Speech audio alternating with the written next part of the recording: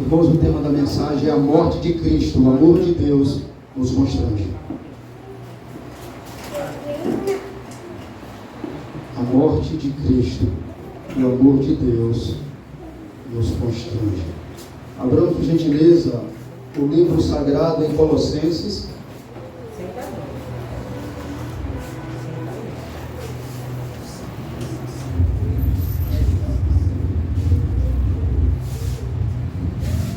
Colossenses, capítulo de número 2.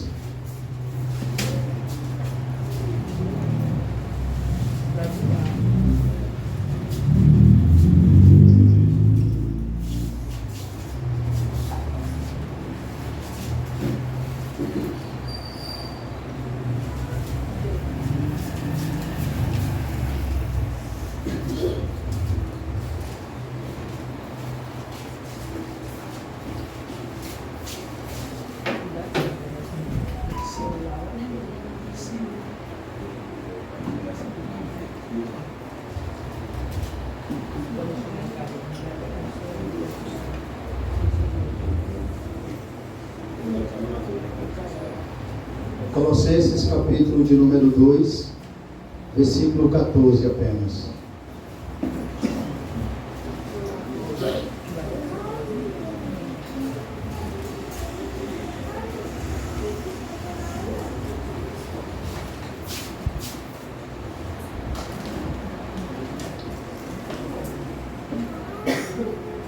Todos os irmãos encontraram? Vamos fazer a leitura do texto? Vamos lá, Colossenses capítulo 2, verso 14, está escrito assim: tendo cancelado o escrito de dívida que era contra nós e que constava de ordenanças, o qual nos era prejudicial, removeu-o inteiramente, encravando-o na cruz, e despojando os principados e as potestades, publicamente os expôs ao desprezo, triunfando deles na onde? Na cruz. Até aí, irmãos. Senhor, graças nós te damos. Pedimos, meu Deus, que o Senhor ilumine a mente da igreja, os nossos corações, o seu Espírito, meu Deus, traga luz ao texto, às nossas vidas, ao nosso entendimento, para compreendermos, meu Deus, quão grande e profundo é o que acabamos de ler, Pai. Quão importante isso é para nós. Quão importante é a mensagem que acabamos de ler. Ajude-nos, Deus. Edifique a sua igreja mediante a luz daquilo que será pregado. E nos traga, meu Deus, a luz daquilo que será dito. Nos dê um coração mais quebrantado e mais parecido com o teu. Para a glória do teu nome, faz isso, em nome de Jesus. Amém. Irmãos, a Semana Santa é uma época sagrada para os cristãos, pois recorda a última semana de vida de Jesus. Por isso, é uma época sagrada para nós. Na sexta-feira, o dia de amanhã, aconteceu a crucificação e o ato de amor incondicional de Jesus. Morte, para que procedesse no domingo de Páscoa a ressurreição. Como eu disse aqui, como amanhã não teremos culto, não poderia ser diferente o culto de hoje. Devo antecipar essa mensagem sobre o que houve no dia de amanhã, sexta-feira. Como a sexta-feira é santa e é importante para o povo de Deus, ela é santa, irmãos, porque o Santo de Deus, Cristo, foi crucificado e morto. Por isso, ela é santa. E ele foi crucificado e morto por nós, em nosso lugar. Com certeza a mensagem de hoje não podia ser diferente. Isso é uma data muito comemorativa para nós e importantíssima para o cristianismo. Para nós que somos protestantes, eu não sei como é que você leva e o que você pensa sobre essa data, mas é as mais importantes para nós. São essas dessas datas, de domingo de Páscoa, de ressurreição do Senhor, para a nossa justificação.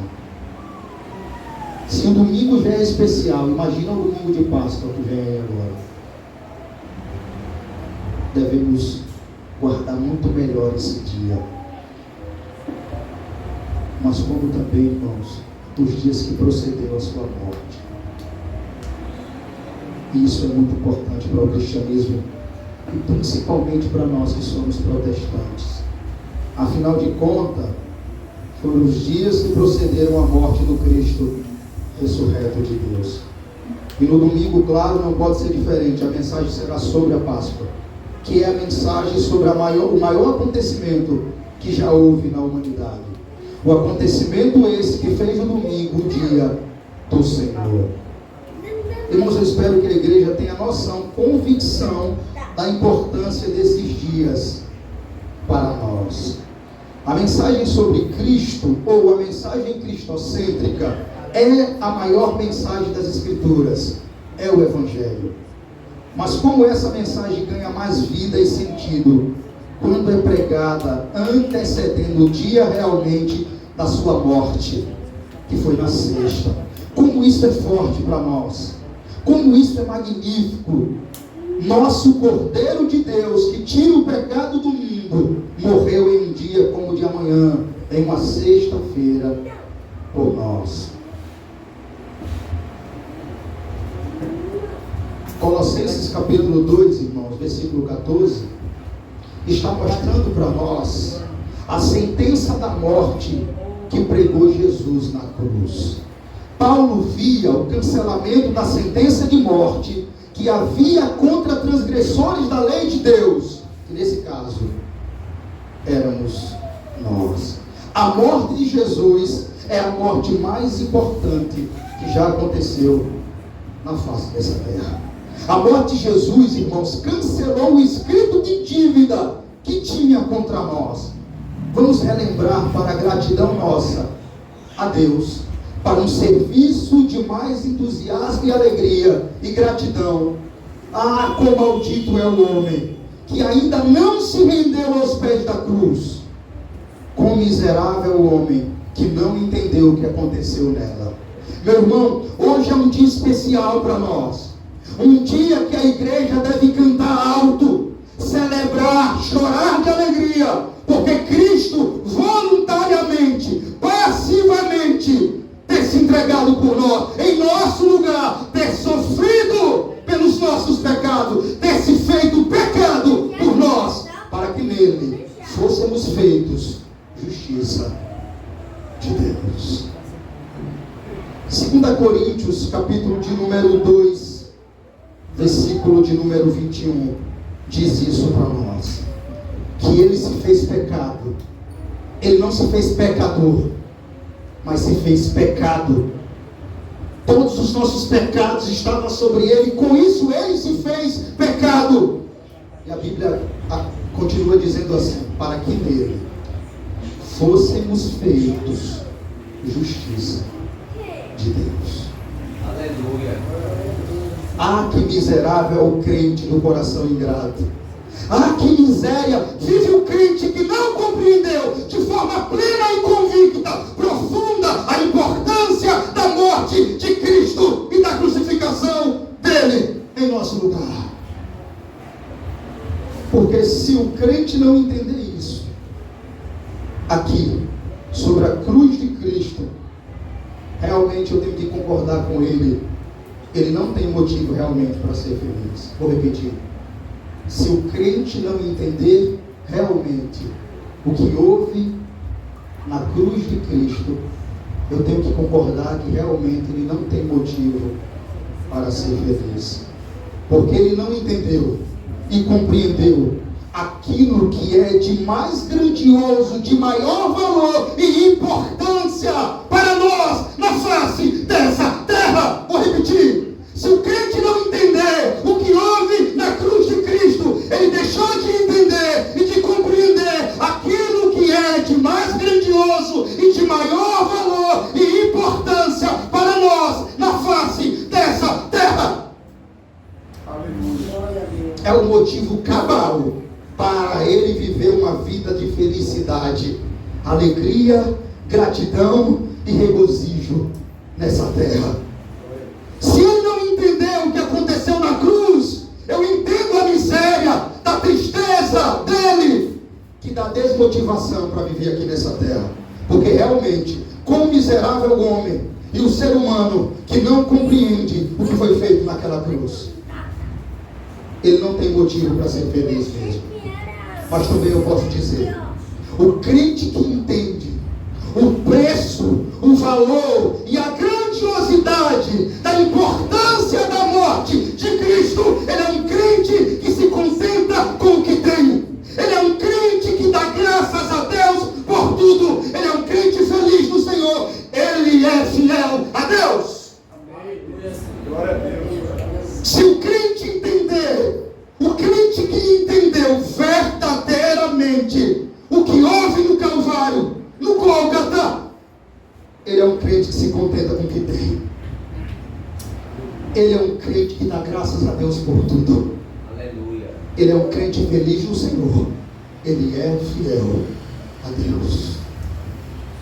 Se ele não entender, ele não tem motivo para fazer nada disso que eu acabei de dizer aqui agora. Por isso vai ser reclamão, murmurador e infeliz.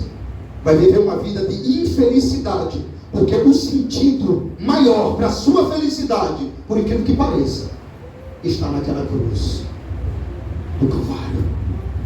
Vou repetir. O sentido maior para a sua felicidade está naquela cruz do Calvário. O castigo que nos traz a paz estava sobre ele. Para lembrar de Isaías dizendo isso? O castigo que nos traz a paz. Irmãos, a palavra paz aqui tem um sentido também de felicidade. O castigo que nos traz a paz e a paz que nos traz a felicidade estava sobre ele. Aleluia.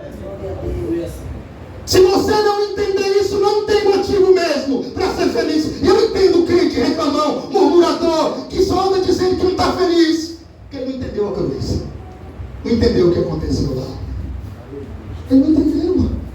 Ele não entendeu o preço da cruz. Ele não entendeu o que Jesus fez naquele lugar. Mas também o crente que entende, observe, se ele não se contenta com o que tem. Se não é o crente que dá graças a Deus por tudo, e o que ele tem, ele louva a Deus, porque ele sabe que o que ele tem de mais valor não é bens materiais, é a vida eterna conquistada por Cristo Jesus, nosso Senhor. Aleluia. Ele sabe que o que ele tem de mais valor não foi conquistado por bens materiais, por prata ou ouro, mas pelo sangue precioso derramado naquela cruz por Jesus Cristo.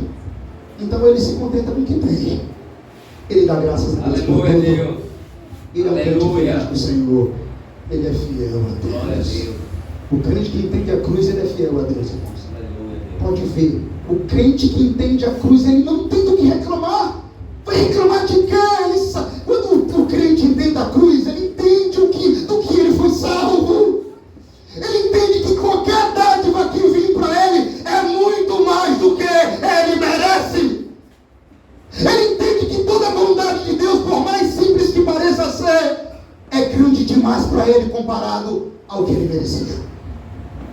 Então ele não tem motivo para reclamar. Contudo, ele está satisfeito, porque ele sabe que aquilo que parece pouco é muito comparado ao que ele merecia. Ele sabe que ele não merecia nada de bom de Deus, mas só a sua ira. Por isso eu digo, o crente que entende a cruz, ele se contenta com o que tem. Ele é grato a Deus por tudo. Ele é feliz e fiel ao Senhor. Dito isso, irmãos, como forma de introdução, vamos entrar na mensagem. Leia comigo novamente. Tendo cancelado o escrito de dívida que era contra nós e que constava de ordenanças, o qual nos era prejudicial. Até aí. Mas se tiver um crente aqui assim hoje, irmãos, eu roguei a Deus de casa para que que ele entenda essa mensagem.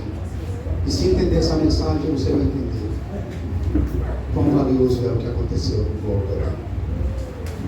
Ô irmão, me diga uma coisa, você leu aí comigo, não leu? Você leu aí que tem uma dívida? Alguém cancelou a sua dívida, tendo cancelado o escrito de dívida que era contra quem? Contra nós. Você já sabe que você devia muito a Deus. Você tem no mínimo uma noção, ou já parou para pensar o que significa para nós o que Paulo escreveu aqui na carta aos Colossenses? Você leu o que eu li também?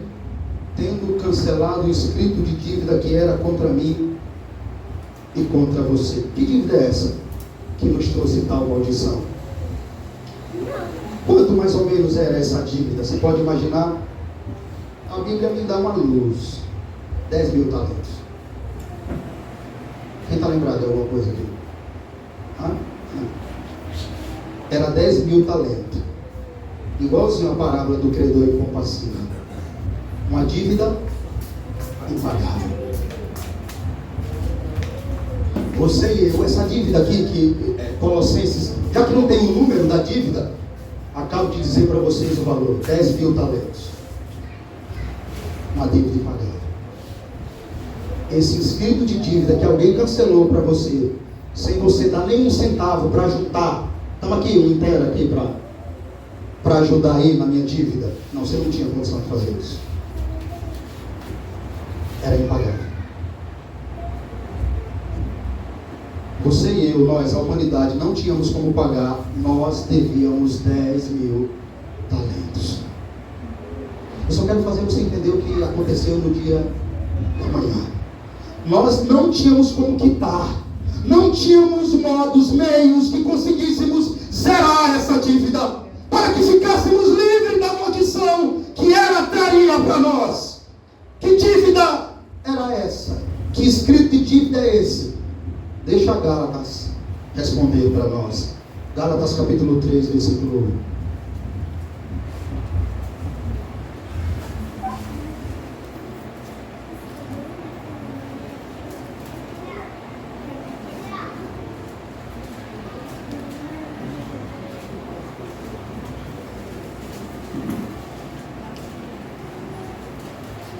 Versículo 1 não, irmãos. Perdão, versículo 10.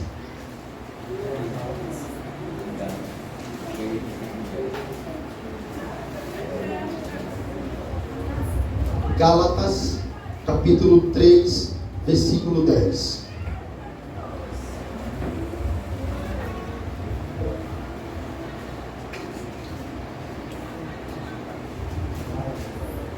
Os irmãos encontrou? Vamos ler. Vamos lá? Está escrito assim: todos quantos, pois, são das obras da lei, estão debaixo de maldição, porque está escrito: maldito todo aquele que não permanece em todas as coisas escritas no livro da lei para praticá-las. Você escutou isso? Ele falou todas? Ele falou que maldito é todo aquele que não permanecer em que, irmãos? Você leu comigo aí? Maldito todo aquele que não permanecer em todos os mandamentos escritos na lei para praticá-las. Só até aí. Aqui está a sua vida. A dívida que nos trouxe maldição. A Bíblia falou maldito aqui. Maldito todo aquele que não permanecer em todas as coisas, todas as leis dos mandamentos de Deus para praticá-las. Você permaneceu em todas? Alguém aqui pode levantar a mão? Alguém que conseguiu cumprir todos os mandamentos? Ou melhor, será que alguém pode levantar a mão aqui e dizer que não quebrou todos os mandamentos? Aqui está, irmãos, a nossa dívida. Nenhum de nós conseguimos praticar todos os mandamentos. Ao contrário, transgredimos todos. Você tinha que ler isso aqui para ter ciência que maldito é o homem que não permanecer na lei para praticar todos os mandamentos. Todos. Esse homem se tornou maldito. O homem que não se manteve na lei, homem significa homem e mulher. O homem que não conseguiu guardar todos os mandamentos de Deus se tornou maldito. Aqui está a sua dívida. Você conseguiu? Ou melhor, todos nós fizemos ao contrário. Transgredimos todos os mandamentos de Deus. Tomamos o nome de Deus em vão. Cobiçamos as coisas do nosso próximo. Adulteramos. Isso, se não aconteceu em prática, mas aconteceu em pensamentos. Por vezes levantamos falso testemunho contra o nosso próximo. Matamos, ainda que isso não tenha acontecido na prática. Mas a partir do momento em que, em alguma ocasião, guardamos rancor e ira contra alguém, a Bíblia diz que se tornamos um homicida. Irmãos, dito isso, só para que fique claro que nós somos culpados de ter transgredido todos os mandamentos de Deus. Irmãos, por favor, perceba, não sou eu que disse que maldito é o homem que não permanecer em todos os preceitos da lei. Nós transgredimos tudo. Eu só coloquei alguns aqui para nos lembrar que quando estávamos aí, é o que mais fizemos contra Deus, contra os mandamentos de Deus. Pecamos em todos os aspectos. Eu não precisei nem colocar aqui os outros mandamentos que nós transgredimos também. Não farás para vós deuses. Deuses foi o que mais fizemos. Quem teve um ídolo aqui no cantor, hein? Quem? Quem um dia não idolatrou um cantor? Era o seu ídolo, era ou não era? Todos nós pecamos em todos os mandamentos, perceba. Praticamos coisas perversas. Maldito é aquele que não permanecer em todas as coisas escritas no livro da lei para praticá-las. Por eu e você não ter permanecido em todas as coisas escritas da lei para praticá-las, isso é, todos os mandamentos, adquirimos para nós uma dívida impagável. Essa dívida nos trouxe maldição. A maldição da condenação eterna, do afastamento de Deus, a maldição da escravidão dos nossos próprios pecados e do jugo do próprio Satanás sobre nós. Aqui está o nome da maldição: pecado. O pecado que cometemos contra Deus, pecado que fez que nós, todos nós, transgredíssemos a boa lei de Deus. O pecado que não deixou que permanecêssemos em toda a palavra da lei de Deus para praticá-la, mas sim nos levou a transgredi-la de um modo geral. Isso trouxe para nós maldição, irmãos, dívida impagável, escravidão do próprio pecado e o jugo de Satanás como escravo dele nesse mundo. Agora imagine só, pecador, que esse é o filme da humanidade. E se agora, nesse exato momento, aparecesse na tela do filme a palavra fim, se esse filme acabasse aqui, esse filme seria o pior filme de terror que já existiu na face da terra. Se esse filme acabasse aqui, maldito é todo aquele que não permanecer em toda a palavra da lei para praticá-la. Você imagina como seria o fim desse filme? E os vilões, nós sofreríamos o dano no final do filme. Tinha que mostrar esses vilões sendo queimados em um lago de fogo por uma eternidade. E aí ele podia colocar o nome fim. Se o autor dessa história é Deus, seria muito justo se aqui fosse o fim. Aleluia. Mas não é assim que o filme acaba.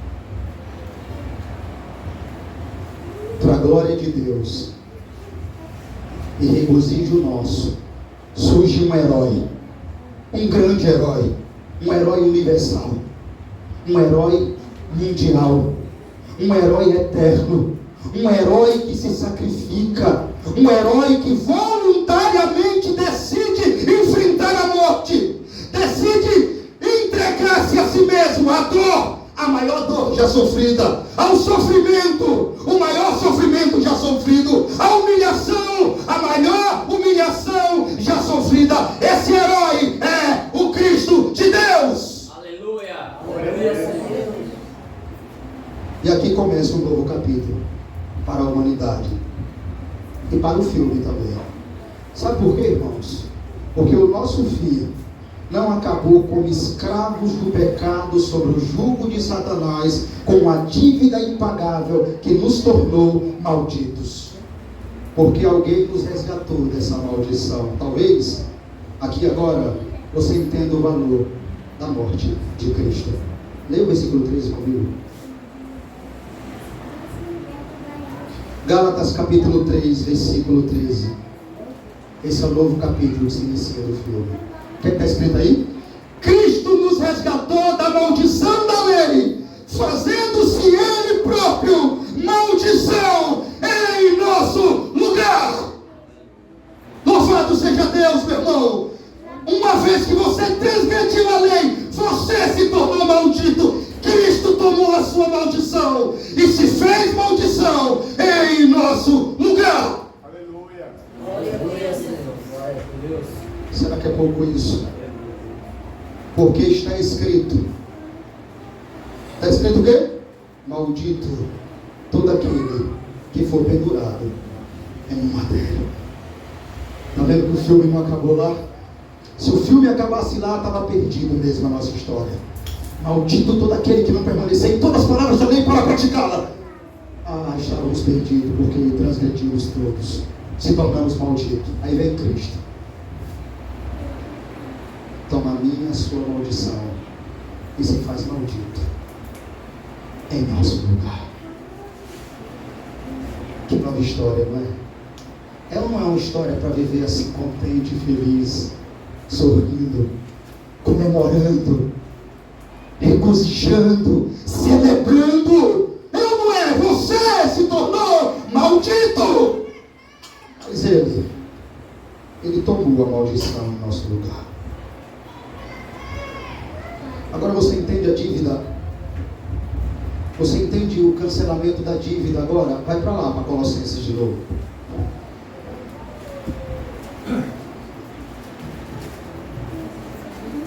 Deixa eu ver agora, talvez você vai entender melhor, irmãos, o cancelamento dessa dívida.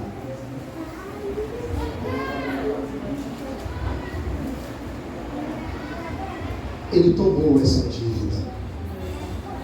Ele cancelou, ele pagou, ele quitou toda essa dívida, tendo cancelado o escrito de dívida que era contra nós. Ele se fez maldito em nosso lugar. A missão dele, irmãos, era morrer em nosso lugar, para que ele pudesse. Escute bem o que é que eu vou mostrar à igreja aqui agora. Eu vou caminhar com vocês com um raciocínio bíblico até que isso fique claro quando chegarmos ao ponto central. Cristo, quando veio à terra, ele tinha em mente pagar a nossa dívida. Ele sabia que você encontrou para você uma dívida impagável. E tem uma palavrinha dele que vai deixar claro isso, que ele estava caminhando para a morte, pensando na nossa dívida, que cada passo dele, cada passo de amor ao Gólgota, ele pensava nessa dívida da humanidade. Ele ia por essa dívida que você fez e constava no tribunal de Deus, como você mesmo leu, uma dívida que o quê? Que era contra nós. Estava lá no tribunal de Deus essa dívida. Só ele podia pagar. A missão dele era morrer em nosso lugar, para que ele pudesse aniquilar toda essa dívida na sua morte. E na onde é que ele quitou essa dívida? O próprio texto diz: na cruz. Você observou comigo? Leia aí de novo. Tendo cancelado o escrito de dívida que era contra nós, e que constava de ordenanças, o qual nos era prejudicial, removeu inteiramente, encravando-o na onde? Na cruz. Tinha que ser lá, irmãos. Você percebe? Ele caminhou até a cruz segurando essa dívida. Meu Deus do céu. Era sua essa dívida. Cada passo de Cristo para a cruz, ele estava com essa dívida da humanidade, segurando ela, para que lá ele pudesse cravar naquela cruz. E se o texto diz que foi na cruz que ele quitou essa dívida, então é para lá que vamos agora, para o lugar onde essa dívida foi quitada. Vamos ver alguns acontecimentos antes, até chegarmos à cruz, que nos libertou e nos salvou da condenação do pecado. Evangelho de João, ou melhor, Evangelho de Jesus Cristo, segundo escreveu João 18.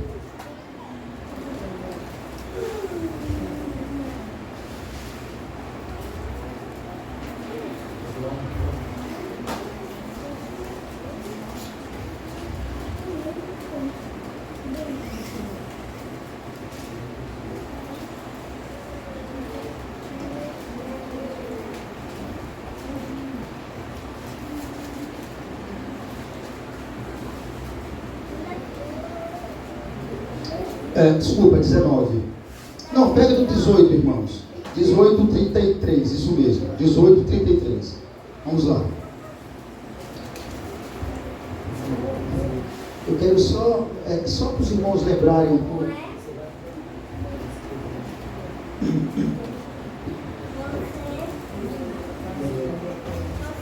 Por que eu disse que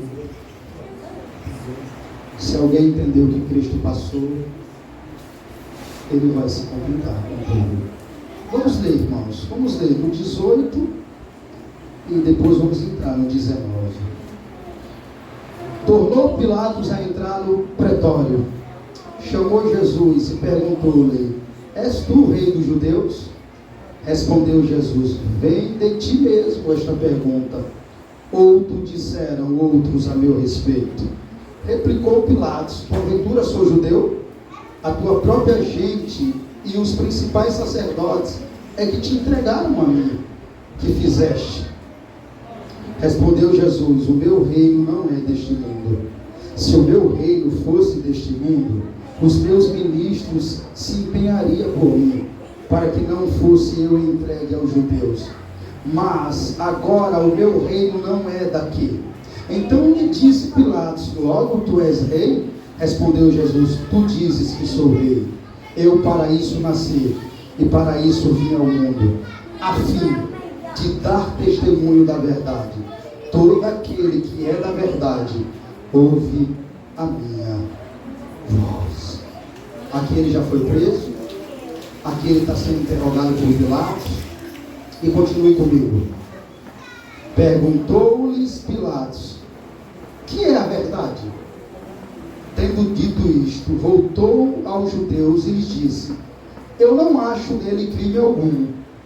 É costume entre vós que eu vos solte alguém por ocasião da Páscoa. Quereis, pois, que vos solte o rei dos judeus? Então gritaram todos novamente: Não este, mas Barrabás. Ora, Barrabás era salteador. Você ouviu, irmãos? Continuam ainda até hoje trocando Jesus por Barrabás. Quiseram o salteador, o ladrão, mas não Jesus. Mas uma coisa, irmãos, nós devemos lembrar: não podia ser diferente. Tudo isso era plano de Deus. Aquele grito de Barrabás, Barrabás, Barrabás, estava predestinado para que fosse assim. Cristo tinha que morrer sendo crucificado em nosso lugar. Agora, irmãos, leia a partir do versículo 19 e veja algumas coisas que ele teve que passar. Então, por isso, Pilatos tomou Jesus e mandou açoitá-lo. Os soldados, tendo tecido uma coroa de espinhos, puseram-no na cabeça e vestiram-no com um manto de púrpura. Chegavam-se a ele e diziam: salve, rei dos judeus, e dava-lhe bofetadas. Até aí. Deu para entender um pouco? Colocaram uma coroa de espinho na cabeça dele, deram-lhe chicotadas, 40, como nós sabemos. No dia da manhã, Jesus tomou 40 chicotadas. Colocaram uma coroa de espinhos, e não é esses espinhos que você pisa aí não, irmãos, tá? É espinho de deserto, espinho grande, para entrar no crânio. Não é espinhozinho que você tira do pé pequenininho, não. Assim é os açoites, não é igual a esses reis de cavalo, não. O rei podia até ser, mas na ponta tinha pedaços de ossos ou de vidros, para que quando batesse nas costas, viesse a pele, o couro junto, conforme as chicotadas. Imagina o número 40 como estavam as costas de Jesus. Imagina essa coroa de espinho. Um herói, irmãos, que entrou na humanidade. Na plenitude dos tempos, um herói que sofreu a maior humilhação de todos os tempos. Bateram na cara dele. Pare comigo agora. É necessário refletir sobre essas coisas para que você tenha mais gratidão no coração. Você entende o que Jesus passou, irmão? Isso não é um filme de contos de fada, de ficção. Isso é real. Quem mais chega perto do que Jesus passou é o filme de Mel Gibson. Alguém já assistiu aqui? Paixão de Cristo, Mel Gibson? Ali dá para descrever um pouco o que foi que o Senhor realmente enfrentou. Você entende a importância desses dias? Você entende por quê? Que quem entende a cruz vai viver feliz, vai se contentar com o que tem, por causa disso aqui.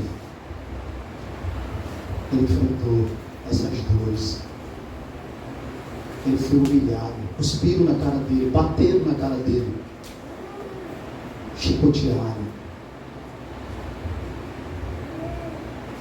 forçaram a carregar uma cruz pesada até o Gólgota. Imagina Jesus ensanguentado, com as costas dilaceradas, com a coroa de espinho cravada no seu crânio, levando aquela cruz diante de todos, sendo humilhado publicamente. Cuspiam nele, a Bíblia diz, zombavam dele, enquanto ele carregava aquela cruz por amor. E ele tinha uma coisa em mente: cancelar a minha e a sua dívida. Em nenhum momento ele largou aquela cruz. Em nenhum momento ele desistiu dela.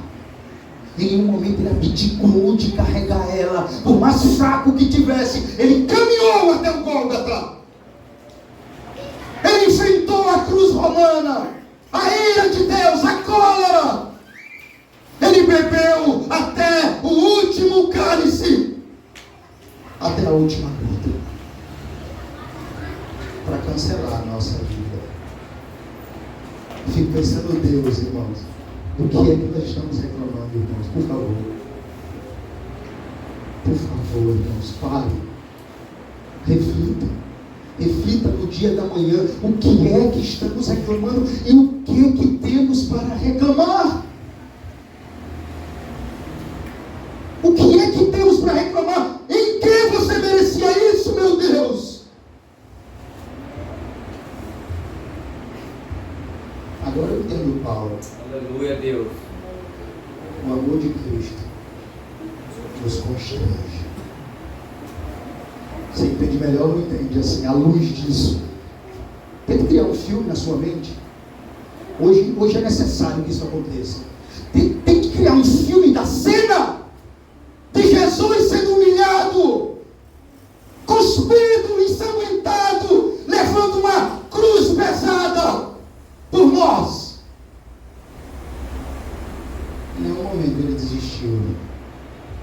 disse: chega, não aguento mais. Ao contrário, ele disse que a ele competia cumprir tudo que estava escrito a respeito dele, da lei e dos profetas. Ele cumpriu tudo que o Antigo Testamento falou e apontou para ele. Ele cumpriu de forma perfeita.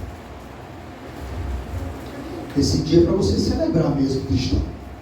Se arrepender, pedir perdão a Deus pelas reclamações, ser grato para viver uma vida fiel a Ele. Por isso que Ele merece que esse povo ande na terra fazendo a sua vontade, parecido com Ele, pregando esse evangelho que pela vida, mediante a morte e ressurreição, Ele conquistou para Ele povos de todas as tribos, línguas e nações. Aleluia! Aleluia, Deus! Glória a Deus! Aleluia! Meu Deus do céu, por favor, pare e pense, irmãos, para que amanhã você acorde com um sorriso melhor no rosto, dizendo assim: realmente, Deus, eu não tenho o que reclamar. Eu não sei o que eu estava reclamando. Deus, eu estava pecando contra o Senhor. Eu vi o que Cristo enfrentou por mim. Eu senti, eu pude tentar imaginar um filme, Senhor. Eu vi a cena que cuspiram na cara dele. Eu pude ver pela fé. Enquanto as escrituras eram lidas, o meu coração podia sentir a dor do meu mestre.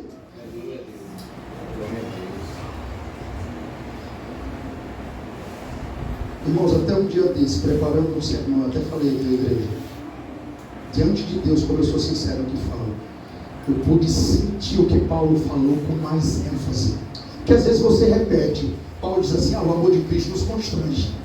Mas quando você medita sobre o amor de Cristo de forma profunda, irmão, só me veio Paulo dizendo: o amor de Cristo. Você entende perfeitamente Paulo dizendo isso, porque realmente nos constrange.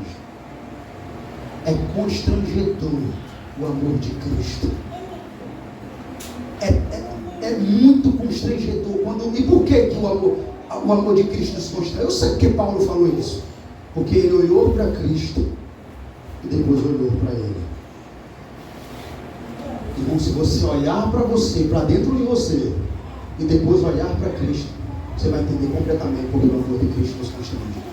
Porque quando você olhar para você só vai ver miséria, indignidade, nada que você pudesse merecer por aquilo. Você só vai ver podridão, pecado, erros contra Deus, caminhos tortuosos. E quando você olha para Cristo, a única coisa que você encontra é amor, sacrifício e misericórdia. E isso faz que esse amor nos constrange. O dia da manhã é um dia para você chorar de alegria, ligar o louvor alto em sua casa e cantar que o Senhor é Deus.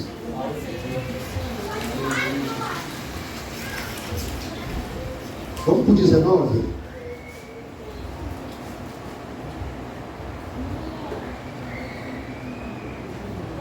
Ou melhor, Hebreus capítulo 9.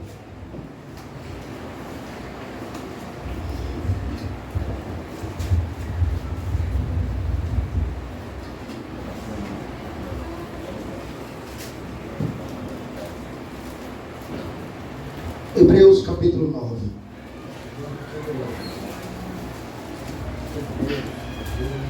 A minha intenção hoje, irmãos, é fazer que nós entendemos o que houve naquela cruz, para que você, meu Deus do céu, venha aos cultos sendo o crente mais animado desse lugar, mais entusiasmado, mais feliz, com mais vontade de dar louvor e glória a Deus. Olha o que tem que acontecer. Olhe se isso não acontecesse. Hebreus capítulo 9, versículo de número 22. Perceba se não fosse a cruz. O que está escrito aí? Vamos ler. Com efeito, quase todas as coisas segundo a lei se purifica com sangue, e sem derramamento de sangue não há remissão de pecados. Sem derramamento de sangue remissão de pecados. O que aqui está falando para nós? Que se ele não tivesse pegado aquela cruz, mesmo sabendo que enfrentar. E não se lembra da última oração de Jesus, que ele suou gota de sangue. Ele estava angustiado, a alma dele estava angustiada até a morte. Ele orou ao Pai: meu Pai, passa de mim esse cálice sem que eu beba, mas que não seja feita a minha vontade, mas a tua. Vamos tentar imaginar Jesus no Getsemane. Ele estava tão angustiado que ele queria um amigo que fortalecesse ele, mas a Bíblia diz que enquanto ele orava, os discípulos dormiam. Ele se viu só naquele momento.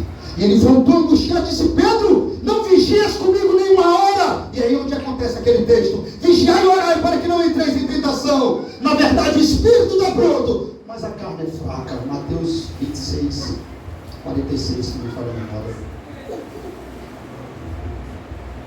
Irmãos, e ele ora 3 vezes a mesma oração.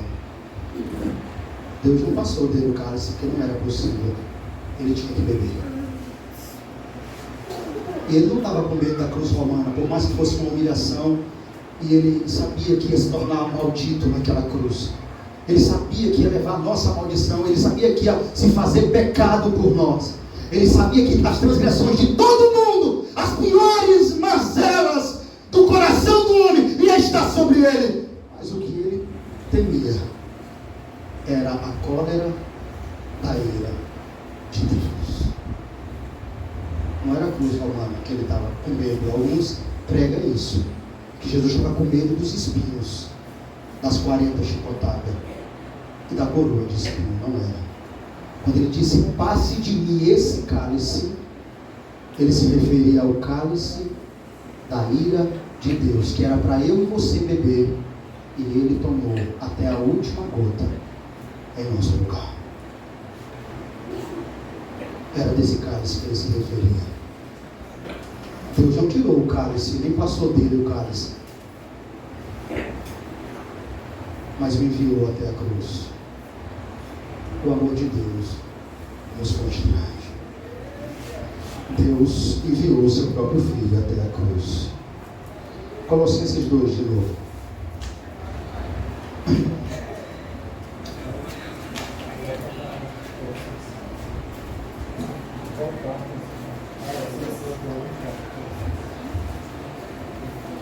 Vamos ler tudo. Colossenses 2, 14. Vamos lá.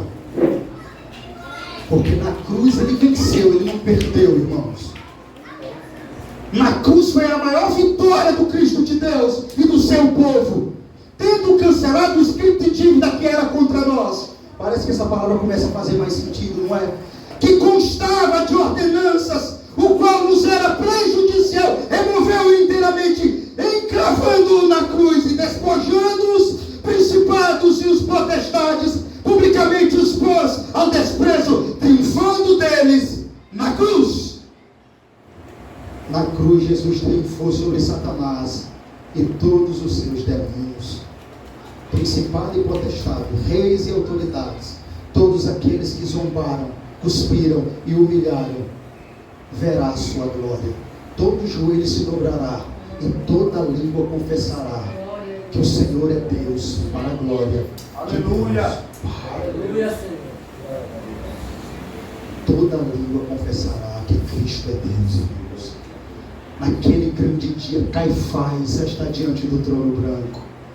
Ainás vai estar diante do trono branco. E eles verão Cristo glorificado. E os joelhos deles se dobrarão. Agora, vamos ver Colossenses se cumprindo aqui na cruz. Vamos ver o escrito de dívida. E vamos ver, como eu disse a vocês, o que faria. Caminharia com vocês passo a passo, até que isso ficasse mais evidente. A fala de Jesus vai mostrar claramente que ele carregava aquela cruz, tendo a nossa dívida em mente, para cancelar ela de uma vez por todas. João 19, 28. Vamos ver agora, irmãos, o maior brado de vitória do Cristo Espírito de Deus, que a humanidade já ouviu. Vamos ouvir agora, mas esse também é o maior brado de nossa vitória. Vamos ver agora Ele cancelando o escrito de dívida que constava sobre nós. Ele gritando em alta voz: está pago. Vamos lá, João capítulo de número 19. E aí você vai perceber que ele tinha isso em mente, pela fala dele aqui agora, pelo que ele vai dizer agora, vai nos levar a Colossenses. João capítulo 19, versículo 33. Ou desculpa, 28. Todos encontraram? João capítulo 19, versículo 28.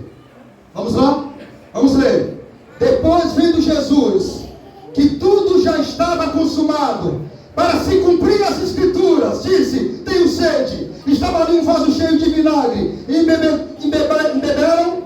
beberam de vinagre uma esponja, e fixando num câniço de isopor, lhe chegaram à boca. Quando, pois, Jesus tomou o vinagre, disse: está consumado. E inclinando a cabeça, rendeu o Espírito. Aleluia. Ele gritou o quê? Está. O que é que significa no grego? Alguém pode dizer aí? Aleluia. O que é que ele gritou? Está pago. Percebe como ele, em todo momento, você percebe, meu irmão, que em cada passo de Jesus até o Gólgota, ele tinha essa dívida em mente, e antes de morrer, ele gritou: está pago. Aleluia. Aleluia. Está pago, está quitado. A dívida que constava contra eles não consta mais. Ele gritou para o inferno: está pago, Satanás. Eles não devem mais. Eles não devem mais. Está pago. Aleluia. Está quitado. Louvado seja Deus. Eu quero acabar essa mensagem em Colossenses capítulo 1, versículo 13 ao 22. Eu peço que a igreja leia em voz alta. Vamos lá, Colossenses capítulo 1, do 13 ao 22. Eu acabo a mensagem.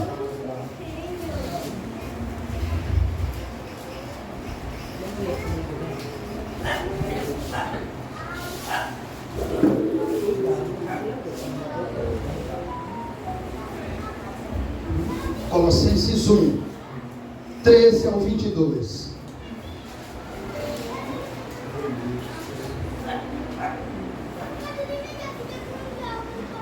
Vamos lá, irmãos. Vamos ler de forma empolgada e vibrante. Vamos lá.